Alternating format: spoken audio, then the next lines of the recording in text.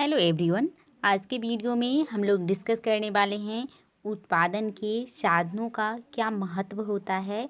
इस टॉपिक को आज के वीडियो में हम लोग समझेंगे। और मैंने पिछले वाले वीडियो में आप लोगों को बताया था कि उत्पादन करने के लिए हम लोगों को 5 चीज़ों की आवश्यकता होती है। यानी उत्पादन के 5 साधन हैं जिनके होने पर ही हम लोग किसी भी वस्तु का प्रोडक्शन कर पाएंगे। तो वह 5 साधन कौन कौन से थे? तो देखिए, उत्पादन के 5 साधन में सबसे पहला जो साधन था वह था भूमि। ठीक है।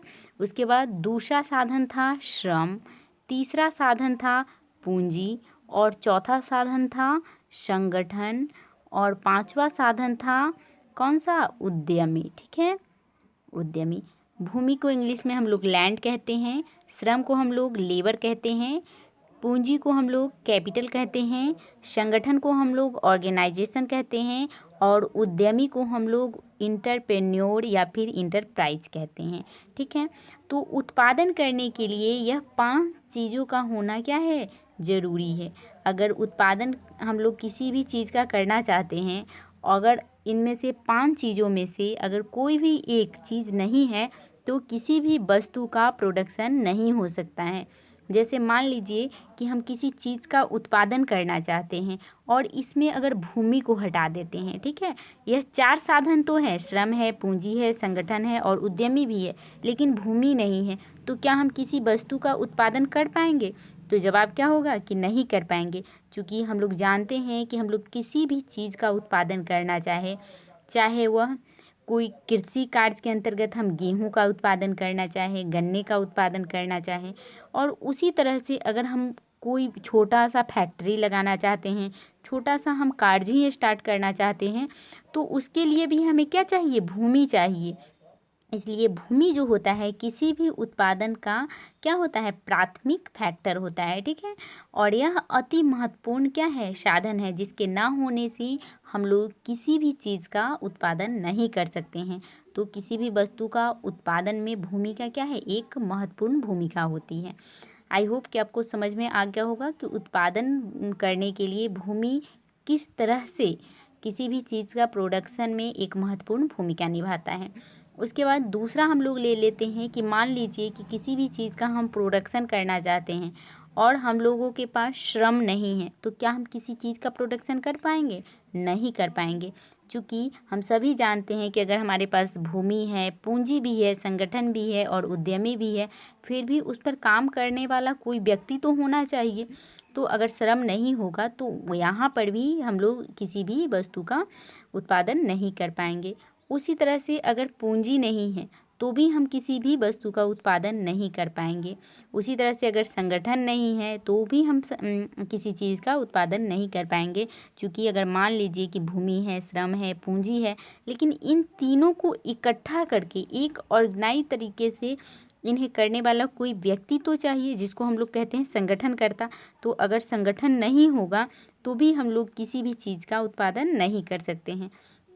और अब मान लीजिए कि लास्ट बचा उद्यमी। अब देखिए, अगर भूमि है, श्रम है, पूंजी भी है, संगठन भी है, लेकिन क्या है कि उद्यमी नहीं है, तो हम किसी चीज़ का प्रोडक्शन कर पाएंगे? नहीं कर पाएंगे। क्योंकि हम लोग जानते हैं कि किसी भी चीज़ का उत्पादन करने के लिए एक कोई व्यक्ति ऐसा होना चाहिए कि इन 4 साधनों को एक जगह पर इकट्ठा करके और उसमें जो रिस्क है उसको रिस्क को भी वह वहन कर सके। ठीक है। यानी किसी भी वस्तु का जब उत्पादन किया जाता है तो उसमें रिस्क मौजूद होता है, यानी जोखिमपूर्ण कार्य होता है किसी भी वस्तु का उत्पादन करना। तो अगर ऐसा कोई व्यक्ति नहीं होगा जो कि उस रिस्क को ले सके, उस रिस्क की जिम्मेवारी अपने ऊपर ले सके, तो किसी भी वस्तु का प्रोडक्शन नहीं हो सकता है। ठीक है। तो अगर उद्यमी भी नहीं होगा तो किसी वस्तु का प्रोडक्शन नहीं हो सकता है। तो हम लोगों ने अभी समझा कि उत्पादन का जो हर एक साधन है, भूमि, श्रम, पूंजी, इन सारे साधनों का बहुत बड़ा महत्व है किसी भी चीज़ का प्रोडक्शन करने के लिए। अब आप लोग के बुक में दे रखा है कि समय एवं आर्थिक विकास के साथ साथ उत्पादन के विभिन्न साधनों का सापेक्षिक महत्व में अंतर हुआ है। आदिकाल में मनुष्य जब जंगलों में रहते थे तो वह फल शिकार करके झरनों का जल पीकर जीवन यापन कर लेते थे। इन सब कार्यों में श्रम का आवश्यकता पड़ती थी।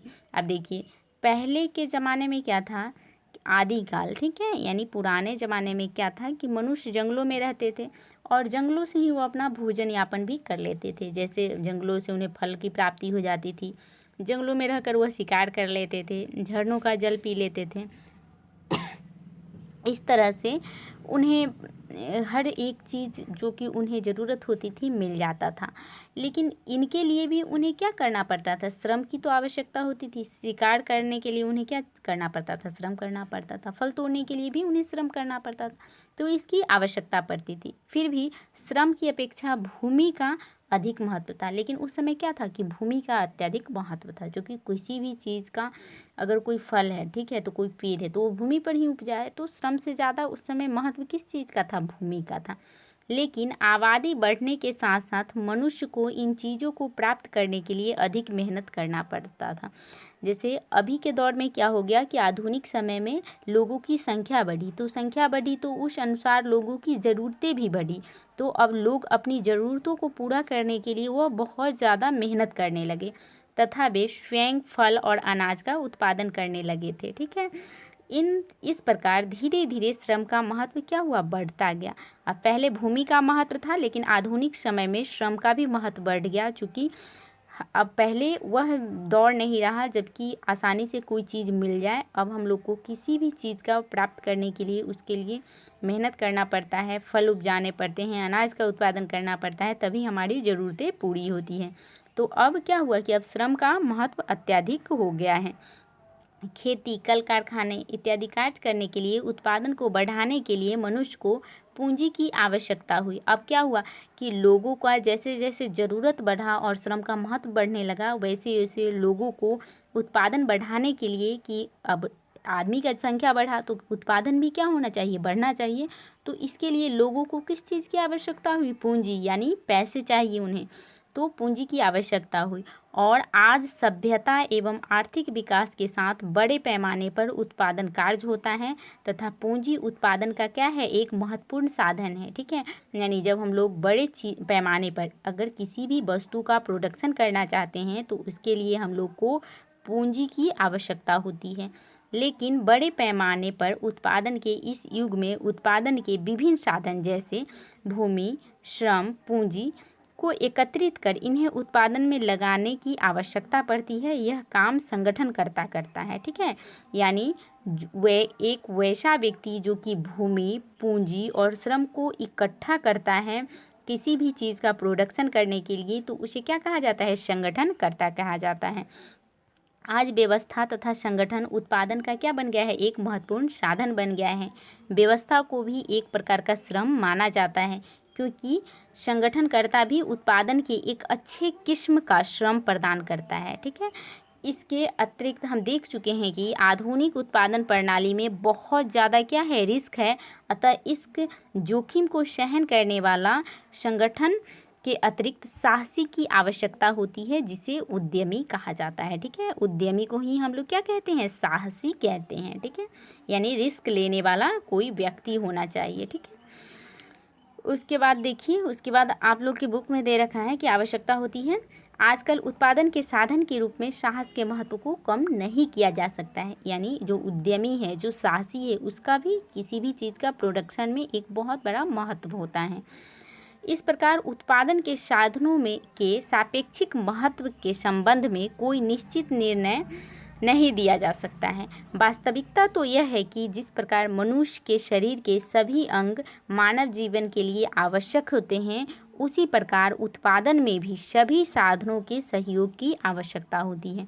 तो देखिए बच्चों, यहाँ क्या कहा जा रहा है कि जिस प्रकार एक मनुष्य को अच्छे तरह से डेवलप करने के लिए, उसे अच्छे तरह से अपने आप को समाज में स्थापित करने के लिए, उसका अच्छा से डेवलपमेंट हो, इसके लिए मनुष्य को क्या चाहिए कि उसका सभी अंग, शरीर का सभी अंग सुचारू रूप से काम करना चाहिए, ठीक है। अगर कोई किसी मनुष्य का एक अंग काम करना बंद कर देता है तो हम देखते हैं कि वह किसी न किसी क्षेत्र में पिछड़ जाता है। तो उसी प्रकार उत्पादन में क्या है कि उत्पादन करने के लिए हमें सभी साधनों के सहयोग की आवश्यकता पड़ती है, तभी हम किसी वस्तु का एक बेहतरीन तरीके से प्रोडक्शन कर पाते हैं। तो आई होप कि आपको समझ में आया होगा कि उत्पादन के जो साधन हैं उसका क्या महत्व है किसी वस्तु के उत्पादन करने में। ठीक है, यानी भूमि, पूंजी, श्रम, उद्यमी, संगठन, इन 5 साधनों का एक बहुत बड़ा महत्व है किसी भी वस्तु का प्रोडक्शन करने के लिए। तो आप लोग को अच्छे से यह टॉपिक समझ में आया होगा और नेक्स्ट वीडियो में मैं इसके अगले वाले जो टॉपिक है उसको लेकर आऊँगी। तो आज के वीडियो में हम इतना ही करते हैं। आप लोग इसको अच्छे से अपने बुक से रीड कीजिए और अगर कहीं समझ में नहीं आए तो आप कमेंट सेक्शन में लिख सकते हैं। तो वीडियो अच्छा लगे तो आप इसे लाइक करें, चैनल को सब्सक्राइब करें और वीडियो को अपने दोस्तों में शेयर करें। तो अब मिलते हैं हम नेक्स्ट वीडियो में, तब तक के लिए थैंक यू वेरी मच।